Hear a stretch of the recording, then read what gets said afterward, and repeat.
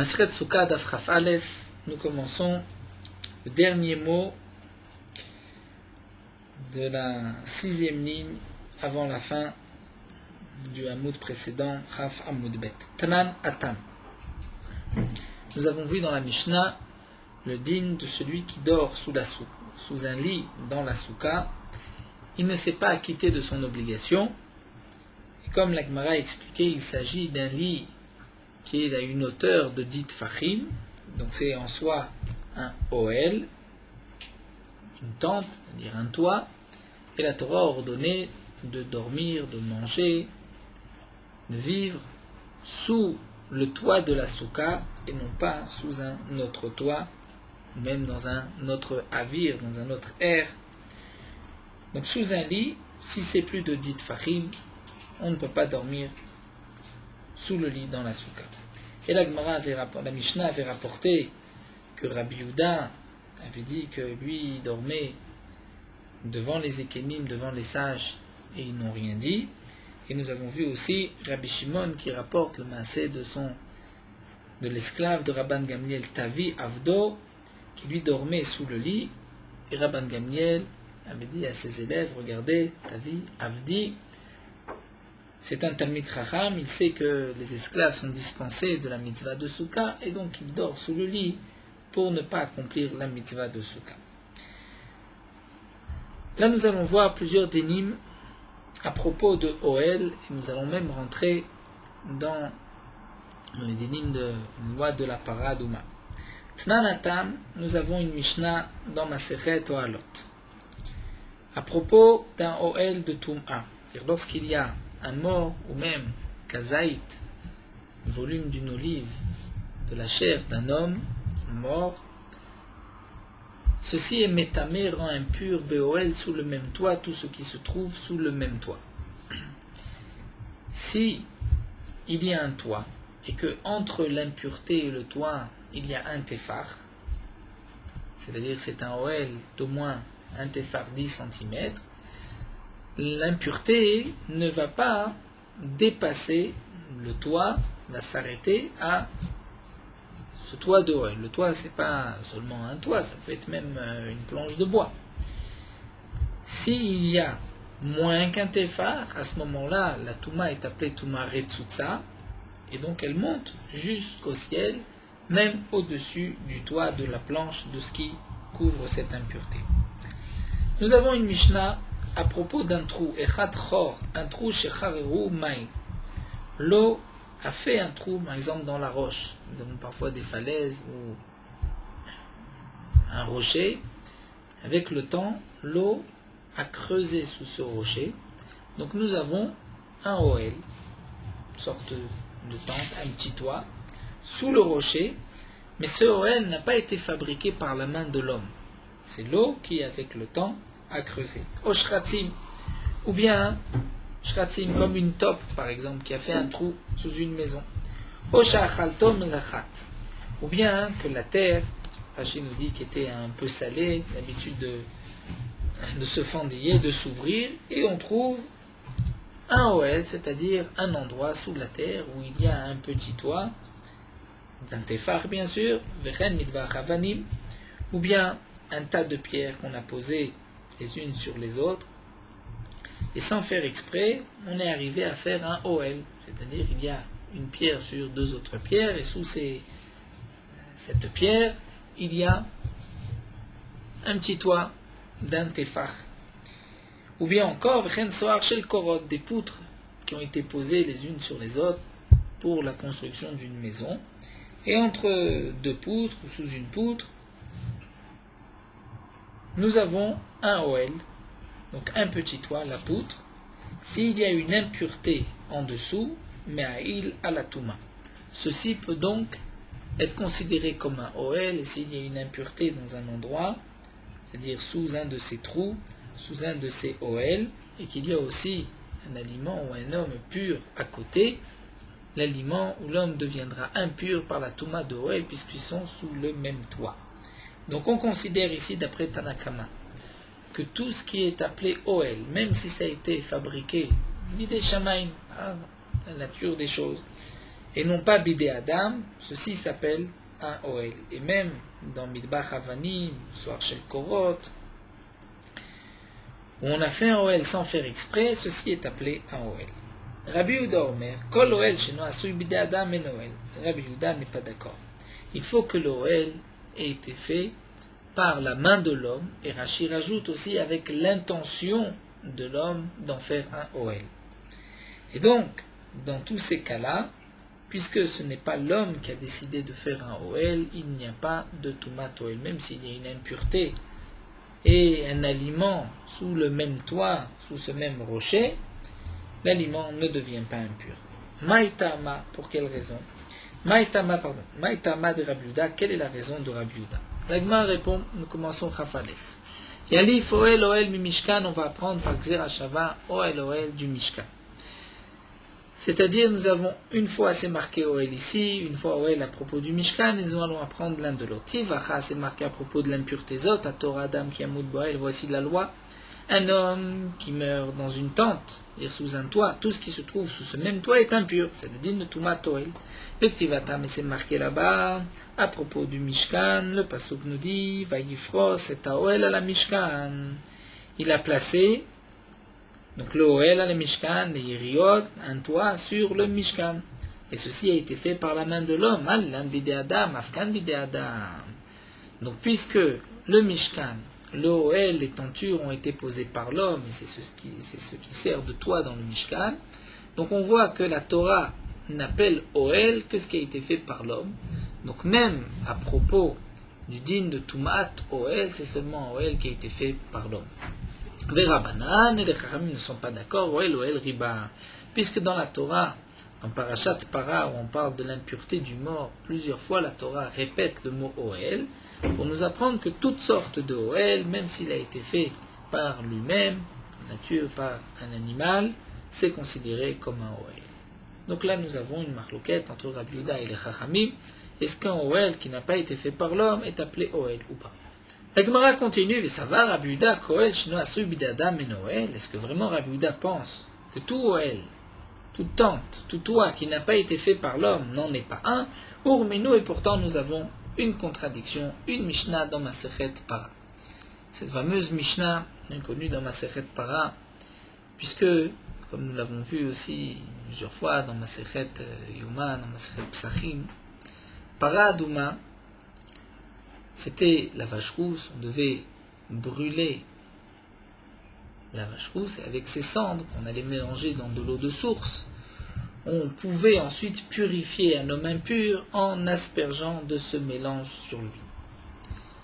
Il y avait à l'époque une marloquette entre les tzdokim et les chachamim. Est-ce qu'un homme qui était impur aujourd'hui, il a touché un reptile mort, ensuite il se trempe dans un mikvé, jusqu'à la tombée de la nuit, il a le statut d'un tvulium. Il ne retrouve sa pureté tout entière qu'à la tombée de la nuit. Les Chachamim ont démontré des psukim que même si cet homme impur a simplement été au mikvé, il peut immédiatement après s'occuper de la paradouma. Il n'a pas besoin d'attendre la tombée de la nuit. Alors que les tzdokim, les sadducéens, qui étaient toujours en marloquette avec les Chachamim, ont expliqué différemment et ont dit qu'il faut attendre la tombée de la nuit. De ce fait, les Chachamim, pour montrer que les Sadducéens, les Tzedokim, ont tort, avaient l'habitude de rendre impur un homme, et ensuite, immédiatement, il allait se tremper dans un mikvé, et juste après, il allait s'occuper de la paradouma. Donc, d'une certaine manière... Avant la tombée de la nuit. Pardon? Avant la tombée de la nuit. Immédiatement après. Immédiatement. Donc, les Chachamim, pour faire enlever cette idée des Tzdokim, des Sadducéens, devaient d'une certaine manière un petit peu tmezalzel, c'est-à-dire négliger la pureté de la paradouma qui amènera la pureté aux autres. Et donc pour cela, les Chachamim ont par ailleurs fait beaucoup de chumrot, de maalot pour la paradouma. Entre autres, on utilisait de kelim que des ustensiles qui ne peuvent pas devenir impurs, comme par exemple des ustensiles en pierre, en terre.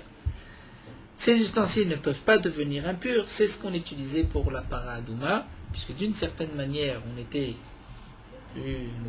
négligent par rapport à tous ces dîmes de pureté. Pourquoi prendre un homme qui était impur il y a quelques minutes? Autant prendre quelqu'un qui est pur depuis longtemps. Mais c'était pour enlever cette idée aux Sadducéens. Donc par ailleurs, en contrepoids, on était très mahmir. Et les Khumrot allaient même jusque-là, que qui allait puiser de l'eau dans la source pour ce mélange de para adouma, on allait prendre des enfants de moins de 8 ans, qui étaient restés, qui avaient été préservés dans la pureté, qui n'avaient jamais touché un mort, qui n'avaient pas eu, eux non plus, d'impureté de kéri, de perte séminale, puisqu'ils avaient moins de 9 ans. Et donc, on utilisait ces enfants pour puiser de l'eau pour la para adouma.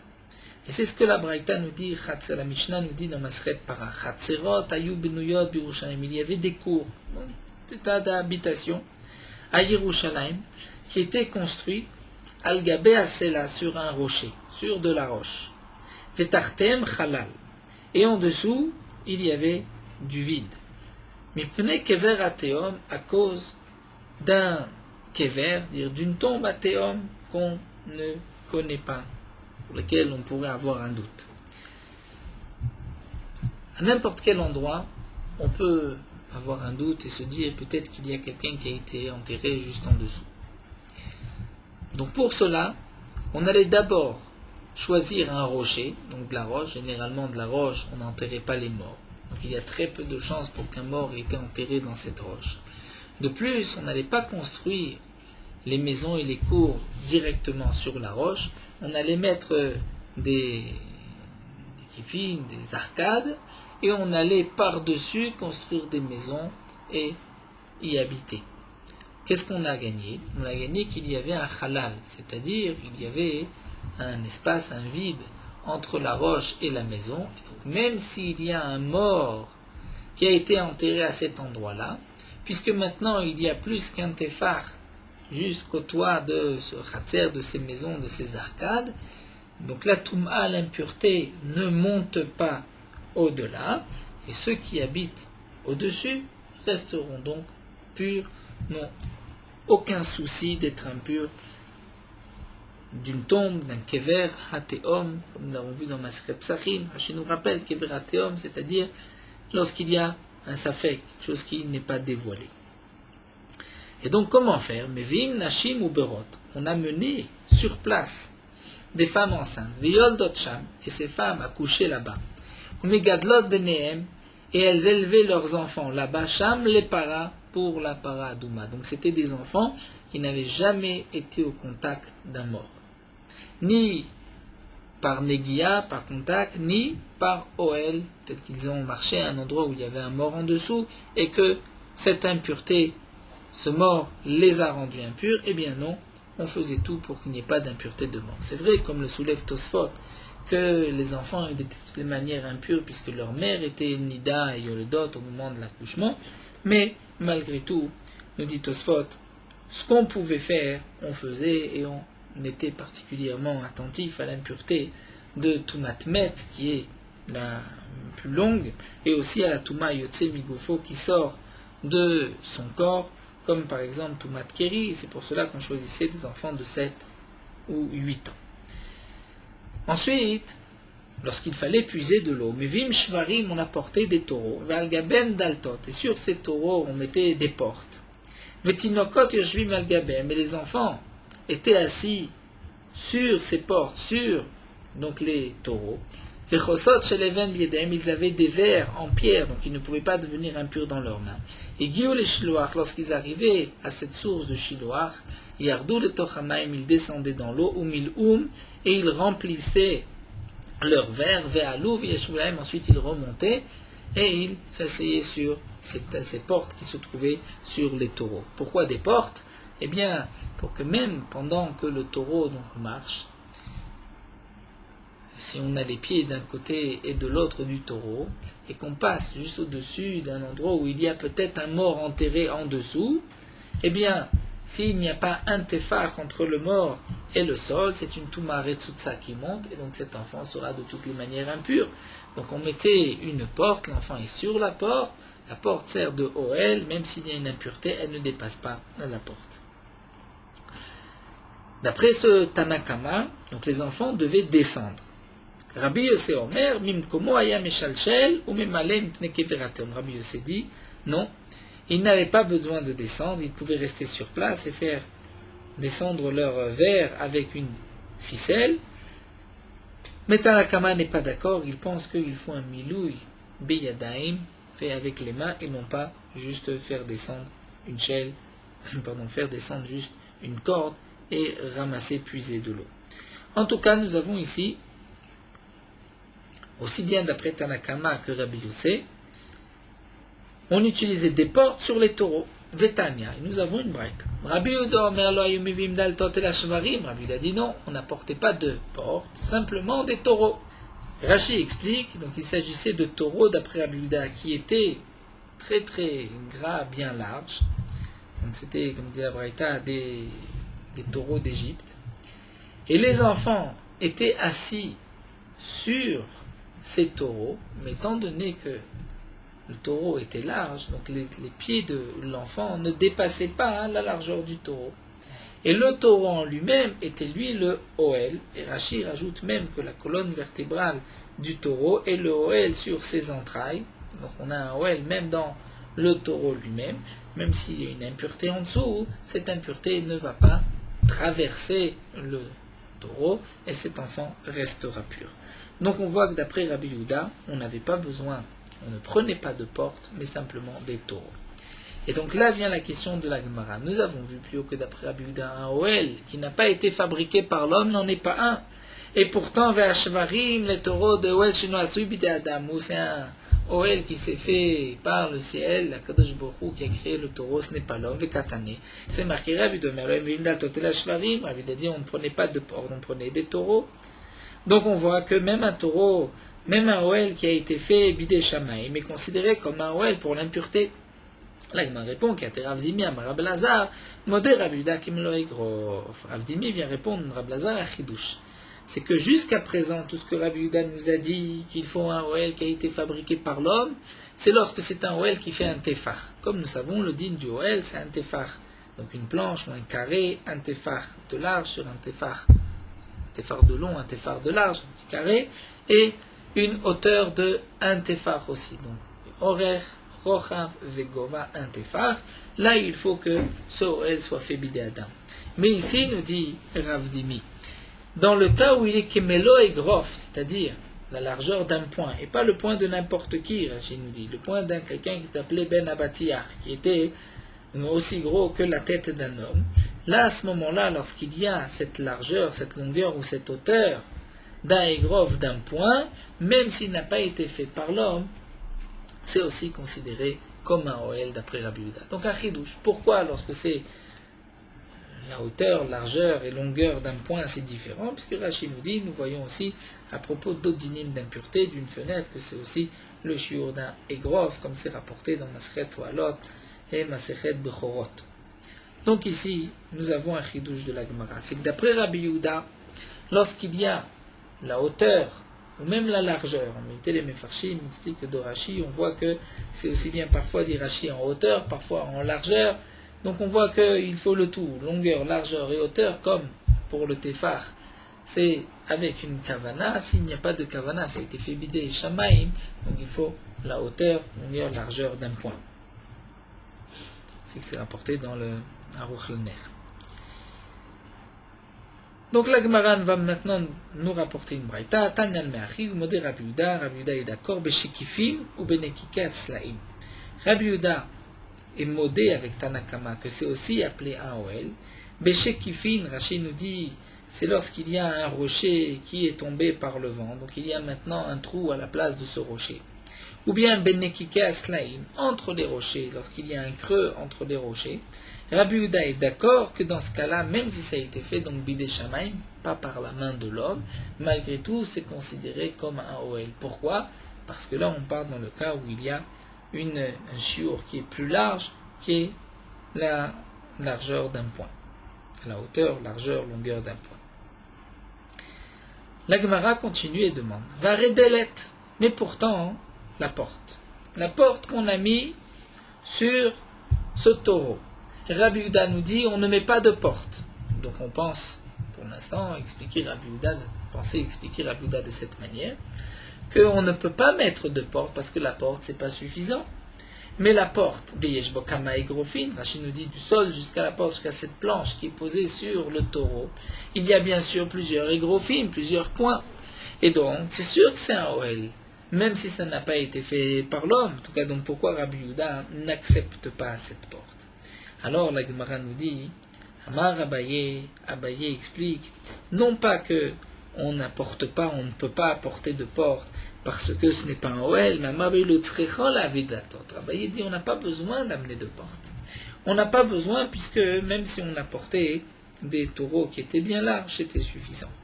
Rava nous dit plus encore. C'est vrai que d'après Rabbi Yehuda, on ne pouvait pas apporter de porte. Il ne fallait pas amener de porte. Mais non pas parce que la porte n'était pas suffisante, mais plutôt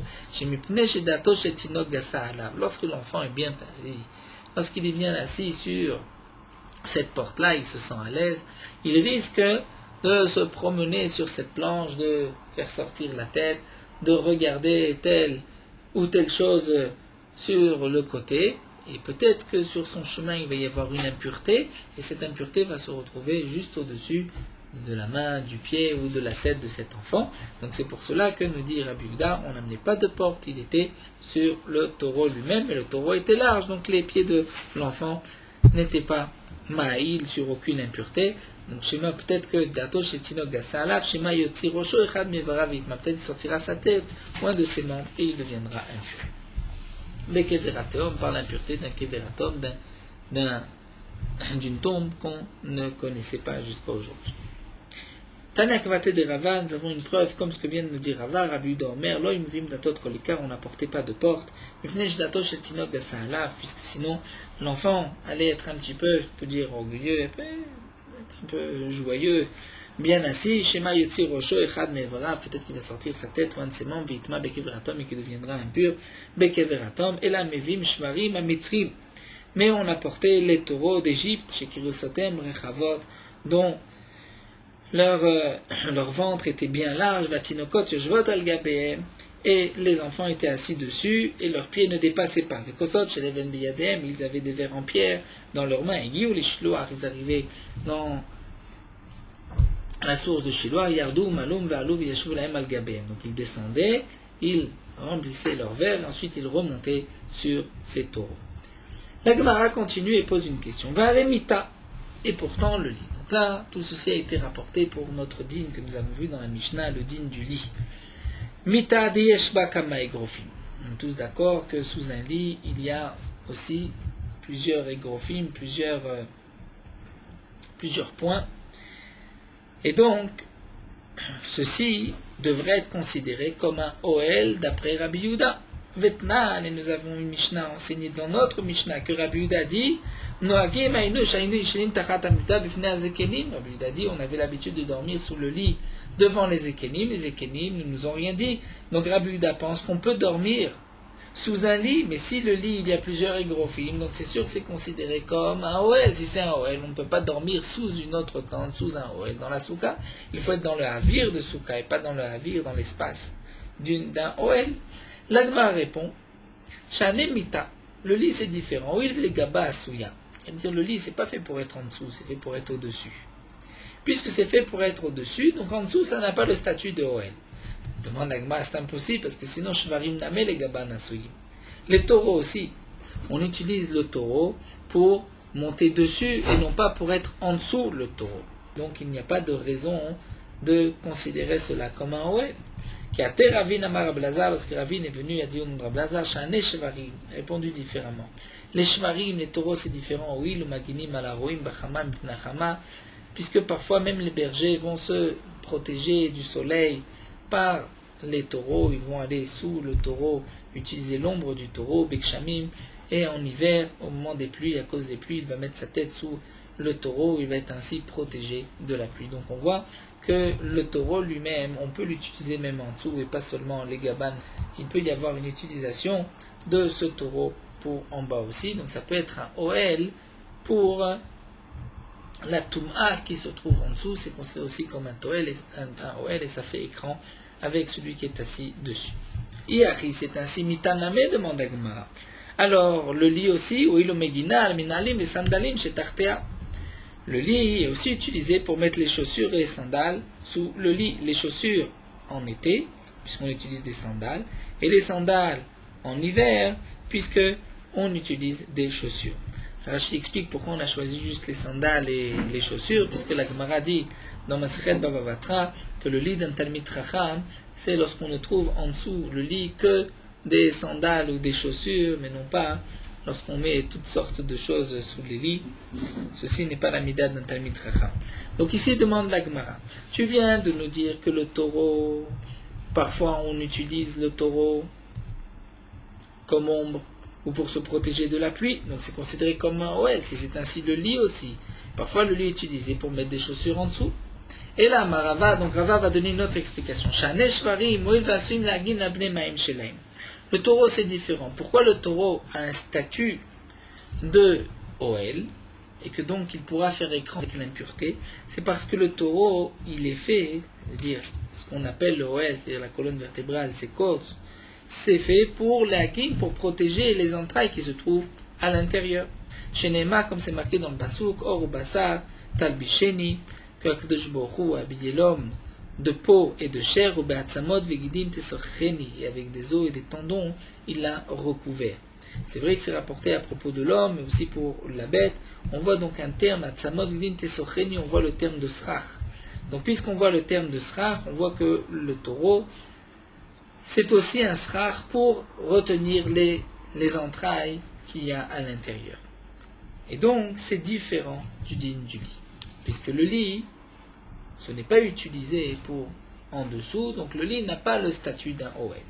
Ou peut-être, dit la Gemara, en vérité, je peux dire que d'après Rabbi Yehuda, un lit, c'est vrai que c'est un OL. Alors pourquoi on peut dormir sous un lit dans la souka? Mais Rabbi Yehuda l'est amé, n'oublions pas ce que nous a dit Rabbi Yehuda au début de la Maseret, Dama souka dira Soukat dirat keva bainan, que la souka, il faut une habitation fixe. C'est pour cela que même si la souka fait plus de 20 amot, elle est kshera. Et donc, avelen mita dirat arai ve souka oel keva. Et donc là, l'agma va donner une autre explication à la raison de Rabbi Yehuda. Pourquoi on peut dormir sous un lit? Parce qu'en vérité, la souka, c'est le OL qui est fixe, et le lit, c'est un OL qui est mobile, qui est provisoire. Et donc nous avons une règle, le OL provisoire ne peut pas maintenant annuler le OL qui est fixe. Donc lorsque je suis sous le lit, je ne suis pas dans un autre espace, dans un autre air que celui qui est le havir de la souka. Je ne suis pas sous un lit puisque ce n'est qu'un dirat, qu'une soukat, un OL arai. C'est ce que l'agma répond, veloate OL arai, veloate OL keva. OL arai ne va pas annuler le OL qui est fixe, qui est la souka. Pourtant, demande l'agma Rab Shimon, Daman Ame souka dirat keva bainan. Nous avons vu plus haut, lorsque la Gemara avait dit que tous ces chachamim sont du même avis, que dirat keva bainan au début de la Masechet, apporté Bet Shammai, Rabbi Shimon, Rabbi Yehuda, et Rabbi Shimon lui-même dans la Mishnah nous enseigne du Maaseh de Rabban Gamliel que si on dort sous le lit sous un lit dans la souka, on ne s'est pas acquitté de son obligation. Donc on voit que malgré tout, même d'après Rabbi Shimon, que Surat dira Keva Baïna, pourtant à Teoel Arai, va Teoel Keva, le Oel Arai de la souka va annuler l'Oel Keva de l'Oel Arai du lit, va annuler l'Oel Keva de la souka, et on n'a pas accompli notre obligation. La Gemara dit effectivement béappliqué. C'est là la marloquette entre Rabbi Yehuda et Rabbi Shimon. Marsavar à Teoel Arai, va Teoel Keva, ou Marsavar à Teoel Arai, va Teoel Keva. Donc l'un pense qu'effectivement ce OL peut annuler l'autre, et l'autre pense que non. Donc ce que nous avons vu ici, c'est que effectivement si quelqu'un va dormir sous un lit dans la souka, c'est considéré le lit comme un OL lorsqu'il fait plus de 10 tfachim. Est-ce qu'on a acquitté là? On s'est acquitté de l'obligation de dormir dans la souka ou pas? D'après Rabbi Yehuda, oui. D'après Rabbi Shimon, non. Pourquoi? Parce que Rabbi Yehuda considère que la souka c'est un OL keva, c'est une tente qui est fixe. C'est vrai que la Torah a dit que tu dois dormir dans l'espace de la souka et pas dans un autre espace. Donc, tu ne devrais pas pouvoir dormir sous un lit, mais le lit, comme c'est provisoire, ne peut pas annuler le OL Keva. Rabbi Shimon pense qu'il peut annuler, bien que la souka est un OL Keva et le lit est un OL Arai. Nous avons vu aussi que d'après Rabbi Yehuda, un chidouche, que un Ohel qui n'a pas été fait Bidei Shamayim n'est pas considéré comme un Ohel lorsqu'il ne fait qu'un Tefar. Mais lorsqu'il fait de largeur, de hauteur, de longueur, l'équivalent d'un point, dans ce cas-là, même s'il a été fait Bidei Shamayim, ça reste caché. Amar Rabbi Shimon, nous allons terminer ce din cette Mishnah. Rabbi Shimon avait enseigné Maaseh Betavi Avdo, le serviteur de Rabban Gamliel, et Rabban Gamliel qui avait dit, regardez, mon Eved Tavi sait qu'il est dispensé de la soukha. Tanya, nous avons une braïta qui dit Amar Rabbi Shimon, Misichato shel Rabban Gamliel, de la simple parole. Sicha, nous dit Rachid, la chante de Choulin, même lorsqu'il disait, donc, chose pour un peu réjouir les autres, une sorte de parole profane de Rabban Gamliel, on a quand même appris quelque chose. Donc il a voulu dire aux autres, regardez, mon serviteur Tavi est un Talmid Chacham, il dort sous le lit dans la soukha, on a appris deux choses. On apprend de là que le Eved est dispensé de la soukha. L'esclave est dispensé de la soukha. On apprend aussi que celui qui dort sous un lit dans la soukha ne s'est pas accompli, ne s'est pas acquitté de sa mitzvah, de son obligation. Alors demande la Gemara, pourquoi Rabbi Shimon a dit Misichato shel Rabban Gamliel? Velema, il aurait dit Midvarav shel Rabban Gamliel, des paroles de Rabban Gamliel. La différence entre une parole et une sikha, nous dit Rashi, une parole, c'est lorsqu'il vient nous donner un enseignement de Torah. Une sikha, c'est lorsqu'il discutait et on a compris de ses paroles. Eh bien, nous dit l'Agma, Milta Agavuchi Kamashman, on vient nous enseigner un dit nos passages. Qui a d'Amar Ravacha Barada, ce que nous a enseigné Ravacha Barada, Vamela Maravacha Barada, Maravamnuna, Marav au nom de Rav, Minain, d'où est-ce qu'on fait, Shaflu Sikha Tamid Chachamim Sikha Limud, que même une simple parole qui paraît être une parole fut-il profane d'un Talmid Chacham, Sikha Limud, il faut l'écouter et l'étudier. Chez Neema, comme c'est marqué dans le pasuk Ve'aleu lo Ibol, que même la feuille, qui est quelque chose de très léger, lo Ibol, elle ne va pas s'abîmer, elle ne va pas se sécher et flétrir. Donc on voit de ce pasouk que la sikha, même une simple parole d'un Talmid Chacham, on peut apprendre beaucoup, et c'est ce qu'on voit de Rabban Gamliel, puisqu'il a dit, regardez Tavi, mon serviteur, il sait qu'il est dispensé de la soukha, il dort sous un lit dans la soukha, on comprend des paroles de Rabban Gamliel que dormir sous un lit dans une soukha, on n'a pas accompli son obligation. On va continuer avec un autre din. La Mishnah suivante, Asomer Soukato Bekare Amita, celui qui fait reposer sa soukha Bekare Amita sur les montants du lit. Et nous avons, comme des fanotes, c'est que ce lit a aussi des parois. C'est un lit, il y a des montants, il y a aussi des parois sur les côtés. Donc nous avons des défanotes, la soukha sous le lit, c'est-à-dire, est-ce qu'on peut utiliser le lit comme soukha? La Mishnah nous dit que Shera c'est caché. Rabbi Yehuda Omer, Rabbi Yehuda n'est pas d'accord. Il dit Imena yechola la mod bifnatzma psula. Si la soukha ne peut pas tenir d'elle-même, dire elle dépend du lit, c'est pas soul. Nous allons voir tout de suite pourquoi. Maïtama de Rabbi Yehuda. Pligeba Rabzera vera baba barmamal. Nous avons une marloquette entre Rabzera et Rababa barmamal pour savoir quelle est la raison de Rabbi Yehuda. Chadamar la dit mipne shen la keva. Parce qu'elle n'est pas fixe. D'après Rabbi Yehuda, nous avons vu qu'une soukha doit être une habitation fixe. Et une soukha sur un lit, c'est pas fixe. Pourquoi? Si on déplace le lit, on déplace la soukha. Et l'autre dit, quelle est la raison de Rabbi Yehuda? Parce que on fait tenir la soukha sur quelque chose qui peut devenir impur, c'est-à-dire sur le lit. Quel est le problème? Après tout, le psoul, c'est seulement dans le srach, pas dans les parois. Nous dit Rashi, puisque le srach ne tient que sur cette paroi qui est Mekabelet Touma, qui peut devenir impure, c'est comme s'il a utilisé comme srach quelque chose qui est Mekabel Touma. Donc le din de Mahamid ici, d'avoir un Mekabel Touma, je ne peux pas faire reposer le srach sur quelque chose qui lui-même devient impur. Maï Benayu, quelle différence entre ces deux explications? On dit là, c'est simple, dans le cas où quelqu'un a enfoncé 4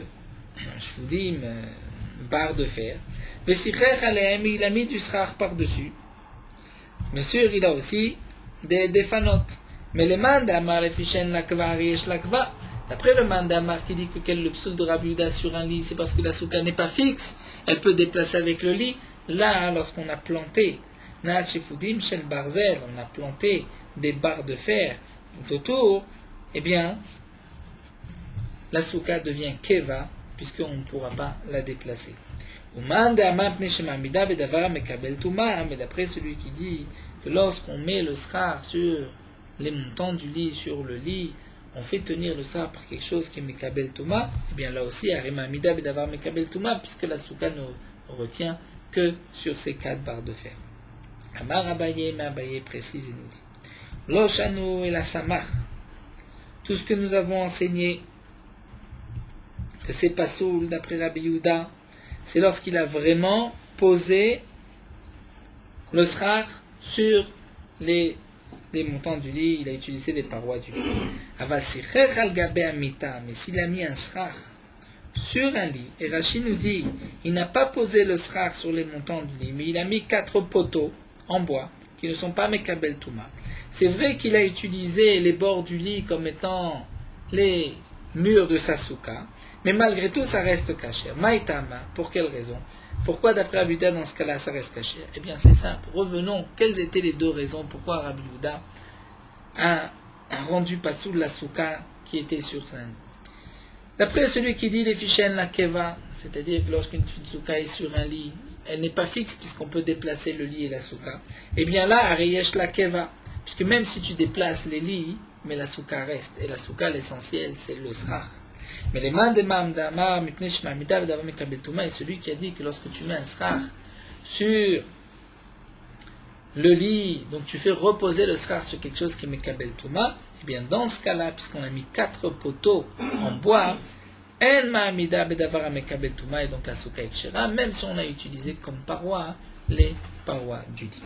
Alors, nous allons nous arrêter ici à la Mishnah suivante, Tachem Soukam.